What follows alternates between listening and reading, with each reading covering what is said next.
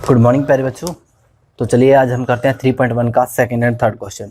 First question आपने हल कर लिया होगा, वैसे ही हम इसको भी हल करेंगे। इसका बीजगणितीय रूपांतरण करेंगे और उसका ग्राफीय विधि से मतलब ग्राफ बनाएंगे उसका। ठीक है, अभी हमने हल नहीं करना, हल हम अगली एक्सरसाइज में करेंगे। सिर्फ उसका बीजगणितीय रूप बनाना है और क्या करना है, और ग्राफीय रूप दोनों वे में व्यक्त करना है उसे। ठीक है, तो सेकंड क्वेश्चन देखिए, आपके सामने स्टेटमेंट है। क्या है इसमें? क्रिकेट टीम की एक कोच ने 3900 रुपीज़ में 3 बल्ले तथा 6 गेंदें खरीदी। बाद में उसने एक और बल्ला तथा उसी प्रकार की 3 गेंदें 1300 रुपये में खरीदी। इस स्थिति को बीजगणितीय तथा ज्यामितीय रूपों में व्यक्त कीजिए। देखिए, पहले उसने क्या खरीदा? 3 बल्ले। ठीक है, 3 बल्ले प्लस और क्या खरीदा? 6 गेंदें। 6 गेंदें खरीदी। कितने रुपए में खरीदी? 3900 रुपये में। फिर क्या हुआ? फिर उसने खरीदा 3 गेंदें, एक बल्ला और खरीदा और 3 गेंदें। कितने रुपए में? 1300 रुपये में। देखिए, जो भी हमारे पास स्टेटमेंट में था उसको हमने, उसका जो निचोड़ है वो हमने निकाल लिया कि उसमें क्या क्या कहा गया है। उसमें हमें क्या कहा गया है कि 3 बल्ले हैं और 6 गेंदें हैं, जो कि 3900 रुपये में खरीदी गई है। और एक बल्ला और 3 गेंदें 1300 रुपये में खरीदी गई हैं। ठीक है, यही बोला गया ना। तो हम क्या करेंगे, हम अब इसे हल करेंगे। देखिए, मान लीजिए हमने इसको क्या करना है, रूपांतरण करना है ना, इसको रूपों में व्यक्त करना है, बीजगणितीय और दूसरा कौन सा है, ग्राफीय में। ठीक है, तो क्या करेंगे, मान लीजिए एक बल्ले की कीमत कितनी है? मान लीजिए एक बल्ले की कीमत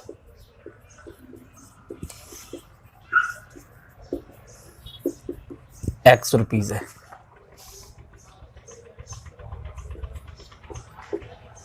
मान लो एक गेंद की कीमत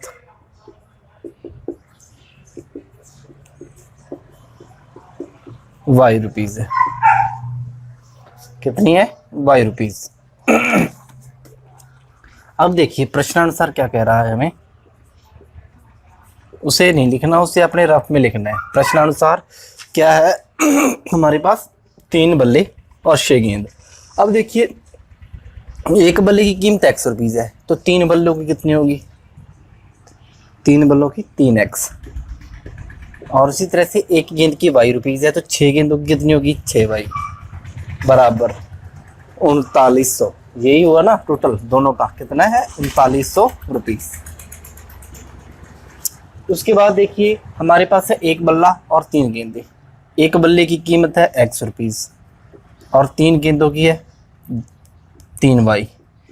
कुल कितनी हुई? 1300।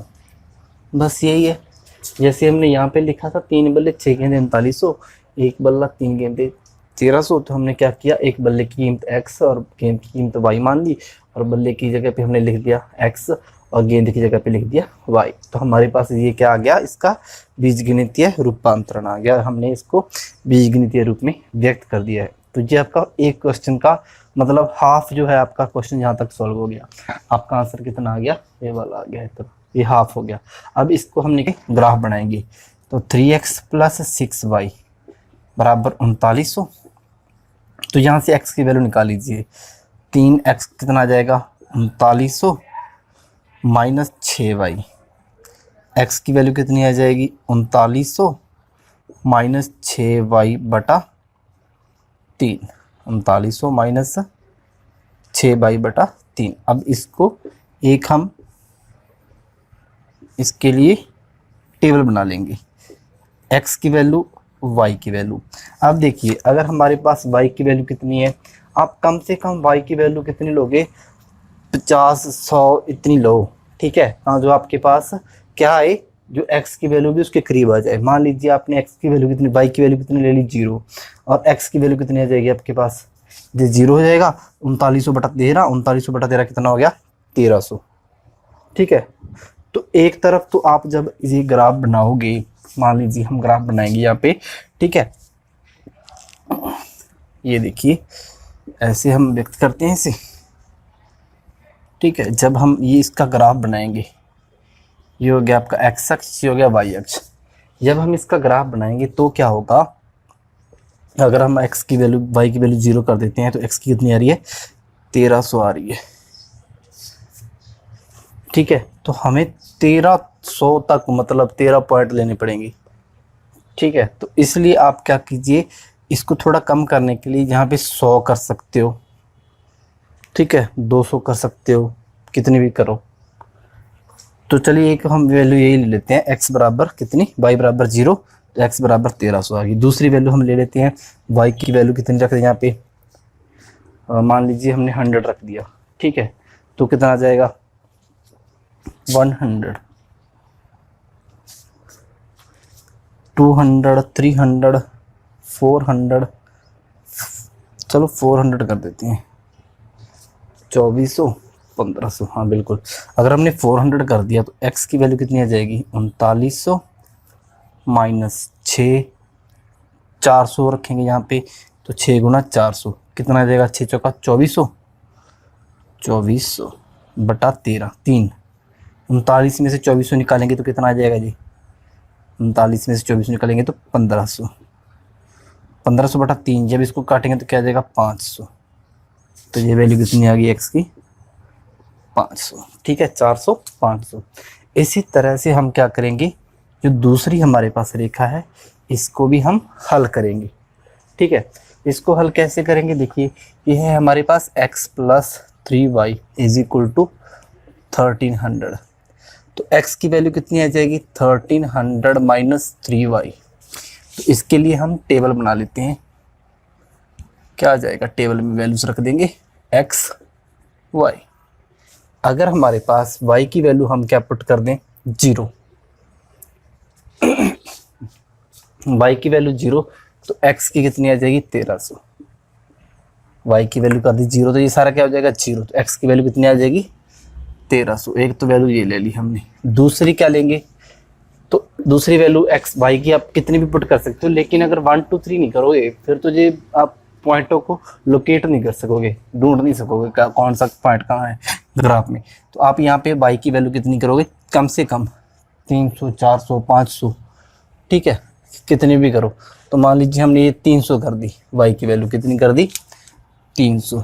तो x की वैल्यू कितनी आएगी, 1300 माइनस 300, 3 गुना 300, तो ये कितना हो जाएगा, 3 गुना 300, 900, कितना हो जाएगा 900, और 1300 माइनस 900 कितना आ जाएगा, 400। x बराबर कितना आ जाएगा, 400। ये आ गया आपके पास पॉइंट, ठीक है। तो ये आपका रफ काम था, उससे आप मिटा सकते हो। तो ये आपके पास टेबल आ गया और एक ये टेबल आ गया, ठीक है। तो चलिए हमारे पास सबसे बड़ा पॉइंट कितना है, 1300 है x का, y का सबसे बड़ा कितना है, y का 400 है। दोनों टेबल में देखो x का कितना है, 1300। तो आपको कम से कम 13 पॉइंट चाहिए इसके लिए। कितने पॉइंट चाहिए x के लिए, 13 पॉइंट। तो हम थोड़ा सा इसको, इस लाइन को थोड़ा सा यहाँ कर देंगे, फिर हमारे पास जो है पॉजिटिव वाले, प्लस वाले, धनात्मक वाले जो है पॉइंट हम ज़्यादा लिख पाएंगे, ठीक है। तो ये हो गया मूल बिंदु आपका, ये हो गया मान लीजिए 100, तो ये हो गया 200, ये हो गया आपका 300, 400, 500, 600, 700, 800, 900, 1000, 1100, 1200, 1300, 1400 भी कर लो चाहे, ठीक है। तो इसी तरह से आप यहाँ पे भी लिखोगे, ये जो आपने लगाने है ना, ये आपको ग्राफ पे बनाना है, ठीक है। पिछली क्लास में आपने किए थे कैसे ग्राफ पे बनाते हैं, 100, 200, 300, 400, 500, 600, 700, 800। इसी तरह से ये नीचे वाली वैल्यू भी लिख लेंगे हम, माइनस, ठीक है, माइनस 100, माइनस 200, माइनस 300 आगे लिख लेंगे। इसी तरह से जो हो गया -100, -200 -300 -400। ठीक है, अब देखिए x की वैल्यू कितनी है, ये इस पॉइंट को देखिए, ये ऐसे लिखना है, x की वैल्यू 1300, y की वैल्यू 0, y की वैल्यू 0 होती है इस लाइन पे, x की वैल्यू होती है 1300, तो ये होगी 1300। ठीक है, ये हो गया हमारा पॉइंट है, x की वैल्यू 0, x की वैल्यू 1300 और y की वैल्यू कितनी है 0, तो ये पॉइंट होगा 1300 0। ऐसे ही हम बनाते थे ना इन पॉइंटों को। ठीक है, चलो दूसरा पॉइंट क्या है, x की वैल्यू 500, y की वैल्यू 400। x की वैल्यू 500, पहले तो x की वैल्यू 500 तो ये रही, y की वैल्यू 400। 400 अगर हमारे पास धनात्मक है तो हम ऊपर जाएंगे, तो ये रहा 400। तो देखिए इन दोनों पॉइंटों को यहाँ पे जो रेखाएं कट करेंगे ग्राफ पे ऊपर आपकी, मान लीजिए ये आपकी यहाँ पे ऐसे ऐसे। ठीक है, ये वाली रेखाएं कैसे कट करती हैं, यहाँ पे कट करती हैं, तो ये आपका बिंदु कौन सा आ गया, 500 400। जो दोनों बिंदु आए हैं, इन दोनों बिंदुओं को हम क्या कर देंगे, मिला देंगे, तो आपकी जो है इसका ग्राफीय रूप आ जाएगा।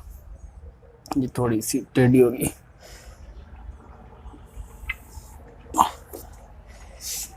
इस तरह से ये आ गई आपकी लाइन। ये कौन सी लाइन आ गई, इसके ऊपर आप लिख सकते हो जो लाइन जिसके लिए हमने ये बनाई है, ये आपकी लाइन आ गई 3x + 6y = 3900। ठीक है, ठीक है।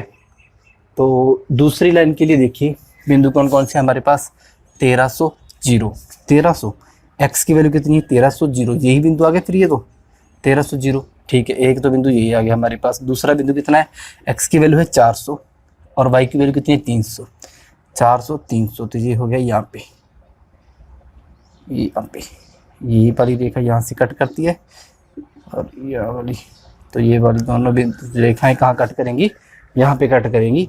तो ये एक तो बिंदु हो गया ये हमारे पास, ये हो गया 400 300, और दूसरा कौन सा है ये वाला, इन दोनों को हम क्या करेंगे, मिला देंगे। ठीक है, तो हमारे पास अगर मिलाएंगे तो रेखा कैसी बनेगी, ये वाली रेखा ऐसी बनेगी, ये वाली।